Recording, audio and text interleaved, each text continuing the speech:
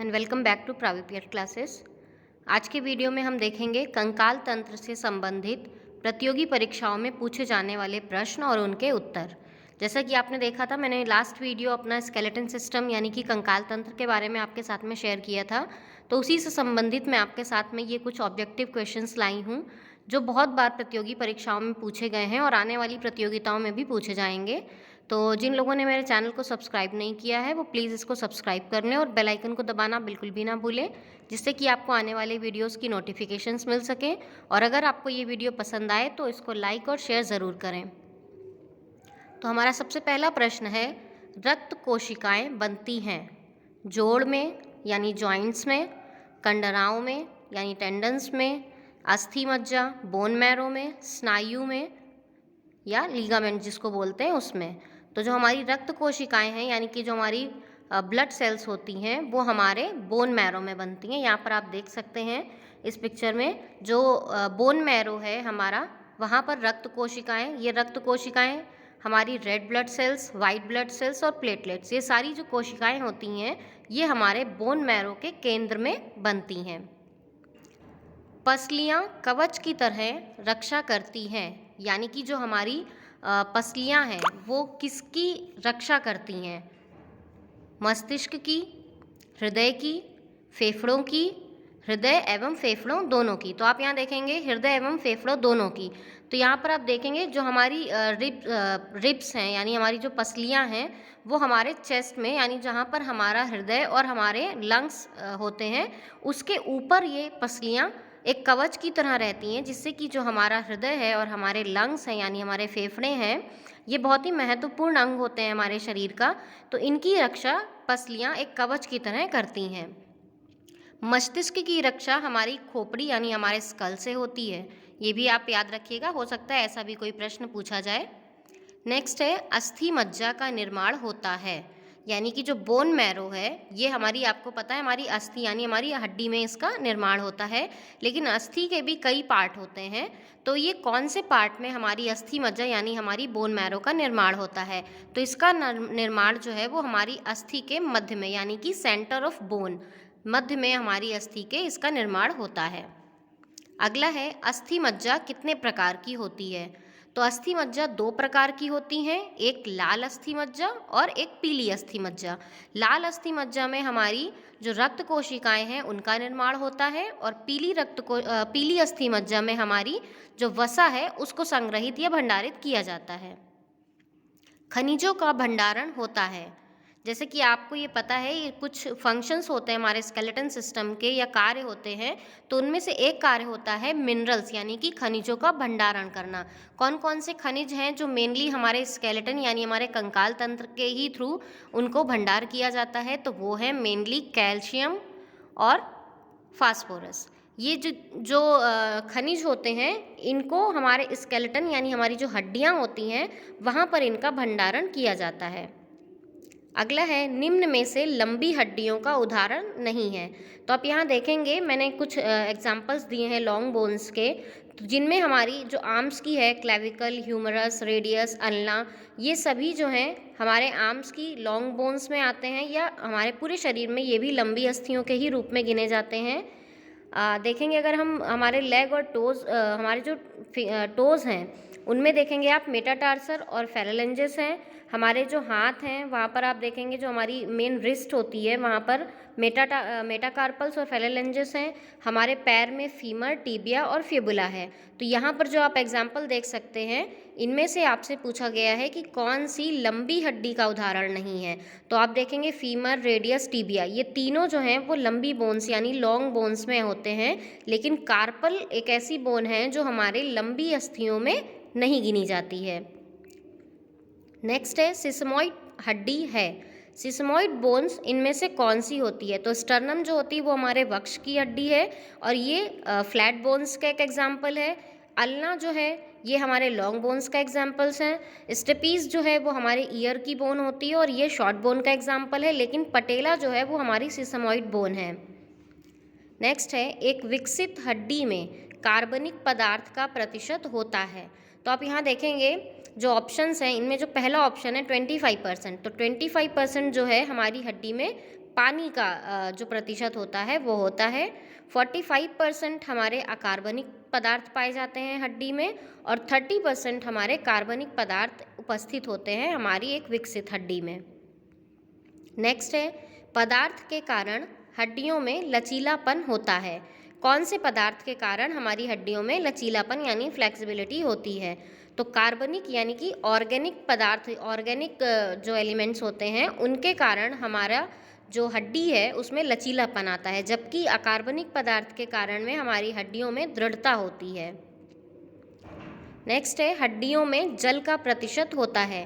तो मैंने आपको पिछले जो कुछ क्वेश्चंस थे उनमें भी बताया था कि हमारी हड्डियों में जल का प्रतिशत 25% होता है, 45% इनऑर्गेनिक कंपोनेंट्स होते हैं और 30% ऑर्गेनिक कंपोनेंट्स होते हैं।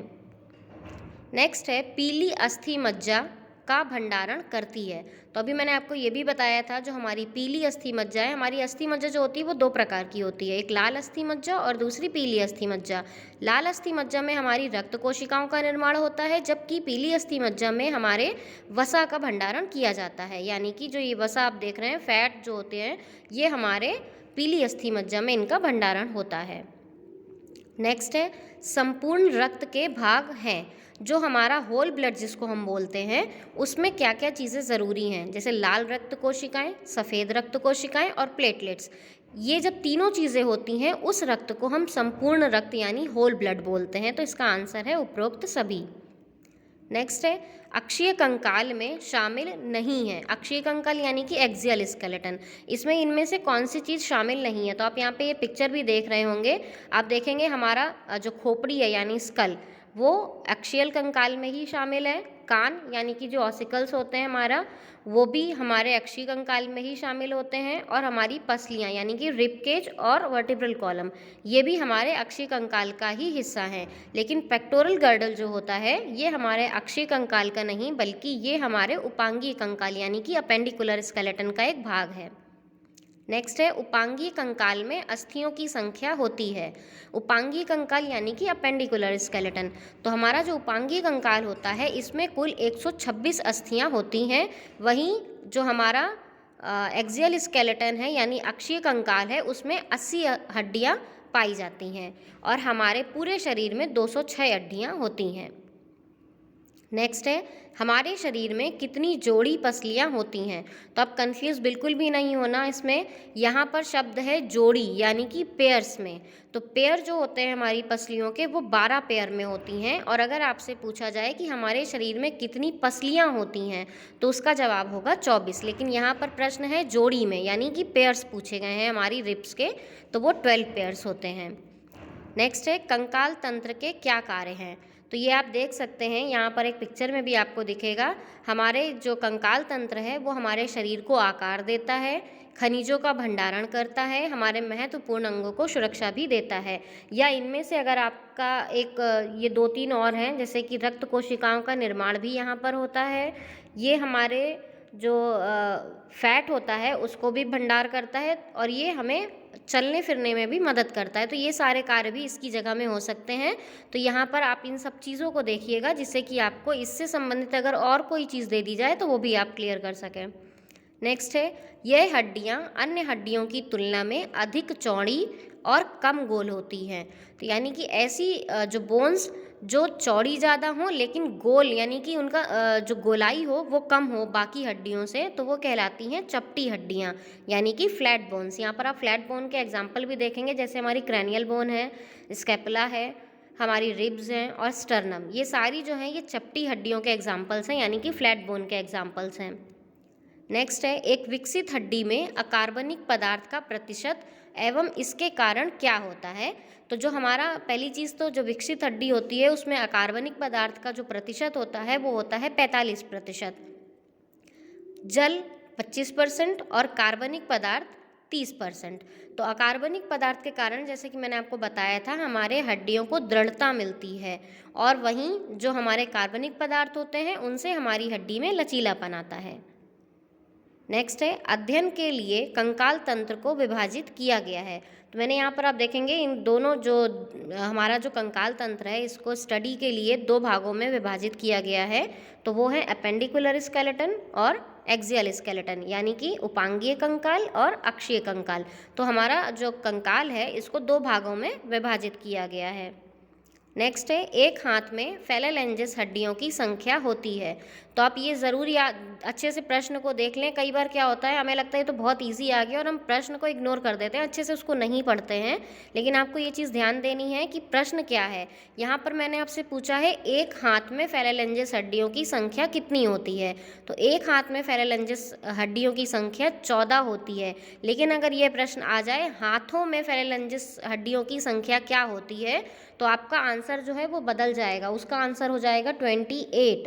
तो आपको ये चीज़ें ध्यान रखनी है। नेक्स्ट है, निम्न में चेहरे की हड्डी नहीं है। तो आप देखेंगे मैंने यहाँ पर ऑडिटरी ऑसिकल्स की जो बोन्स हैं हमारी, उनके बारे में लिखा हुआ है। यानी कि हमारे जो कान की बोन्स हैं, हड्डियाँ हैं, वो होती हैं मेलियस, इंकस और स्टेपीज।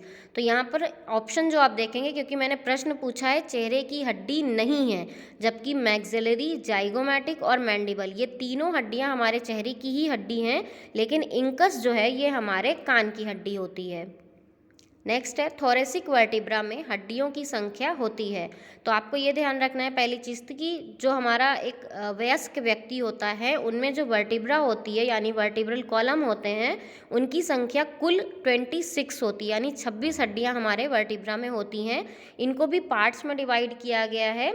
आप देखेंगे तो ये जो हमारा सर्वाइकल रीजन है यहाँ पर 7 हड्डियाँ होती हैं, और जो हमारा प्रश्न है कि थोरेसिक वर्टिब्रा में कितनी हड्डियाँ होती हैं, तो थोरेसिक वर्टिब्रा में हमारी 12 हड्डियाँ होती हैं जो सर्वाइकल रीजन के जस्ट नीचे होती हैं। उसके बाद में हमारा लंबर रीजन आता है जिसमें 5 हड्डियाँ होती हैं। उसके बाद में है सैक्रम और कॉकिक्स। तो सैक्रम और कॉकिक्स में एक एक हड्डियाँ होती हैं एक वयस्क व्यक्ति में, और यही संख्या जो है वो बच्चों में बदल जाती है, इसीलिए बच्चों में वर्टिब्रा की संख्या 33 होती है। नेक्स्ट है, मानव शरीर में आकार के अनुसार कितने प्रकार की हड्डियां होती हैं। तो हमारा जो शरीर है ये इसमें हड्डियां जो हैं इनके आकार के अनुसार 5 भागों में विभाजित की गई हैं। कौन कौन सी? Long bones, short bones, flat bones, sesamoid bones और इर्रेगुलर बोन्स। ये 5 भागों में इनको बांटा गया है इनके आकार के अनुसार। नेक्स्ट है, एक वयस्क व्यक्ति में कुल कितनी हड्डियां होती हैं। तो एक वयस्क व्यक्ति में कुल 206 हड्डियां होती हैं। जो आप अगर मेरा पिछला वीडियो आप देखेंगे स्केलेटन सिस्टम का, तो मैंने उसमें ये पूरी 206 हड्डियों के बारे में आपको बताया हुआ है। अगर आपने वो वीडियो नहीं देखा है तो उसका लिंक भी मैं डिस्क्रिप्शन बॉक्स पे आपको दे दूँगी। साथ ही साथ जितने भी मेरे एनाटॉमी से रिलेटेड वीडियोज़ हैं, जो आप अगर किसी कोई व्यक्ति नेट सेट टीजीटी, पीजीटी या वर्ग 1 वर्ग 2 की तैयारी कर रहा है, तो उनके लिए वो वीडियोस बहुत ही यूज़फुल हैं। तो उन सभी के लिंक मैं अपने डिस्क्रिप्शन बॉक्स पे भी दे दूँगी, आप वहाँ से देख सकते हैं। अब हमारा जो नेक्स्ट क्वेश्चन है वो है जांग की हड्डी है। जांग यानी कि जो हमारी थाई है, तो थाई बोन हमारी कौन सी होती है? यहाँ पर आप देखेंगे ये लोअर एक्सट्रीमिटीज़ की बोन है, और हमारी जो थाई होती है यहाँ पर फीमर बोन होती है। फीमर बोन से हमारी जांग की हड्डी बनती है। तो ये थे कुछ प्रश्न जो कंकाल तंत्र से संबंधित थे, और आपने देखे होंगे ऐसे ही प्रश्न आपसे पूछे जाते हैं टीजीटी, पीजीटी वर्ग 1 या वर्ग 2 में। तो आपके लिए ये वीडियो बहुत ही यूज़फुल होने वाला है। इसको अच्छे से देखें, समझें, और इससे और भी सारे क्वेश्चंस बना सकते हैं, जैसे कि मैं आपको एक्सप्लेन भी कर रही थी। तो आप अपने नोट्स में इसको बनाते हुए चलें तो आपको बहुत हेल्प मिलेगी। और अगर आपको ये वीडियो पसंद आया है तो इसको लाइक और शेयर ज़रूर करें, और चैनल को सब्सक्राइब करना बिल्कुल भी ना भूलें। धन्यवाद।